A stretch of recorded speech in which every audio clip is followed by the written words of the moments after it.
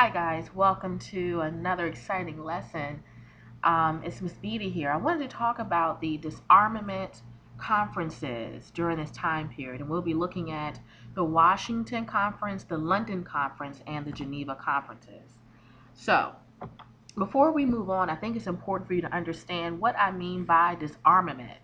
Disarmament is simply the reduction or limitation of the size, equipment, armament, etc. of an army, navy, air force of a country. So during this time period, the disarmament conference's mission was to encourage disarmament on an international level. So that's very helpful to understand. So when we talk about an international level, we're looking at those peace treaties that came after World War I and how those peace treaties imposed disarmament on the defeated nations.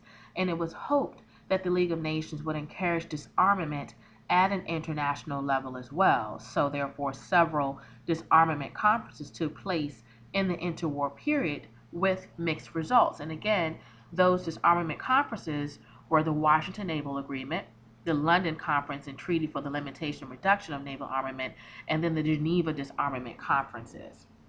So when we look at the Washington Naval Agreement, we are looking at President Harding's agenda. He had two things on his agenda: the naval disarmament, and the second thing being the developments in the Far East.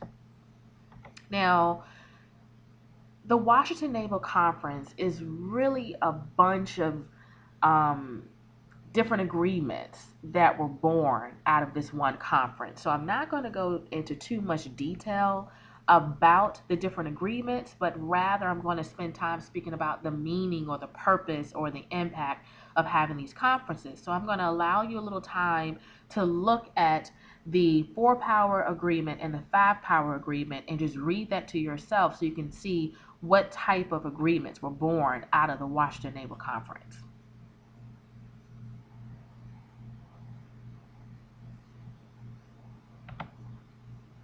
Here's the 5-power agreement.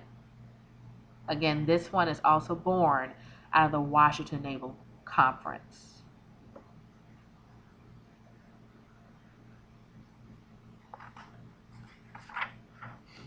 So one agreement that I do want to talk about is what was second on President Harding's agenda, the Far East.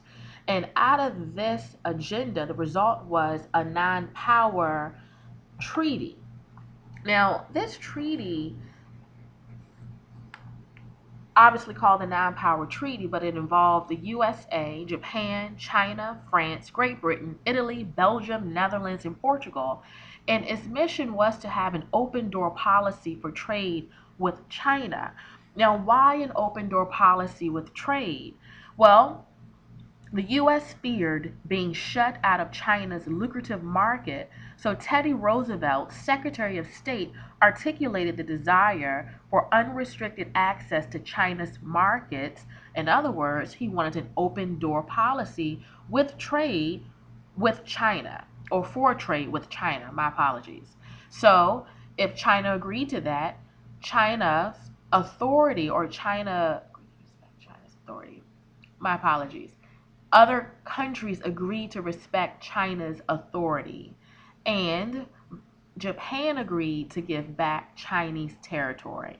So, again, this was a very important agreement for Japan and China, considering that during the Opium Wars, a lot of East Asian countries decided to become spheres of influence in China's territory, one of them being Japan. So Japan had to agree to give back Chinese territory, while China also had to agree to allow open door access to its lucrative markets.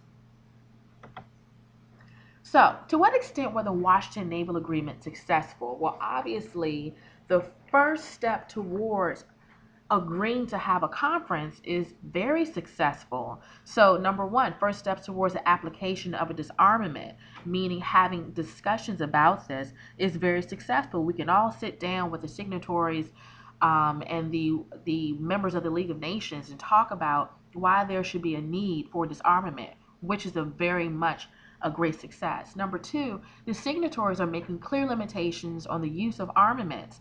Those limitations meaning let's limit the use of poisonous gas, and let's limit the use of submarines in war. And thirdly, there was a huge perk. Typically, after wars, economies are devastated. So now countries do not need to spend money on a naval race. We can use our monies for other things. And lastly, members agreed not to build fortifications in the Pacific. So, wanted to set the context for you. We are now in the 1930s, still the interwar period. I think it's helpful you to understand that. Of course, there was another conference called the London Conference, and this conference just simply set us up for another conference. The London Conference basically wanted to speak more about the reduction and limitation of arms, and we want to take that further. So that's all simply what the London Conference wanted to talk about. And those discussions would take place in the Geneva Conference. And again, on an international level, the world was experiencing an economic crisis and living under a period called the Great Depression. So let's look closely at the Geneva Conference. This conference was held between 1932 and 1934, and it finally opened in Geneva, Switzerland, February of 1932. So once all members of the League of Nations and its signatories all gathered in Geneva, Switzerland, they had intentions upon talking about how to limit, again, the armaments of different countries. How do we reduce those armaments? But in their discussions, they came across problems. How do countries define disarmament? Everyone has a different definition about disarmament. Do I need to get rid of my defensive and offensive weapons? What happens if a country decides to encroach upon my lands and I don't have anything to defend my civilians? Then what? So that's a real concern during these conferences here at Geneva. Additionally, who will verify whether nations were disarmed or not?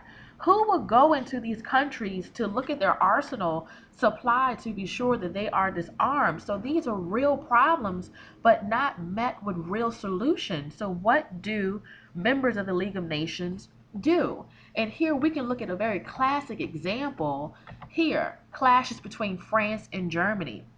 And after World War I, France's economy again was devastated. So France was not really concerned about disarming, but rather placed more uh, uh, concern about securing its borders. So France's placed security ahead of disarmament and was reluctant to disarm unless they were guaranteed security against German aggression, which is a real concern during this time period. Germany, on the other hand, who is now a member of the League since 1926, wanted equality of rights. Well, what do you mean by that? Well, after Germany had to sign the Treaty of Versailles, remember the Treaty of Versailles demanded for Germany to disarm. Well, Germany felt that, well, if I have to disarm, other countries must disarm as well, or I could rearm to their level. So these, again, are concerns that are coming up at the Geneva Conference. And so rather speaking about how to put the disarmament decisions into motion, we are now coming up with real hardcore concerns. So you can tell me, think for yourself, how successful were these conferences? How successful were the intentions of the signatories and the members of the League of Nations? Thank you for listening.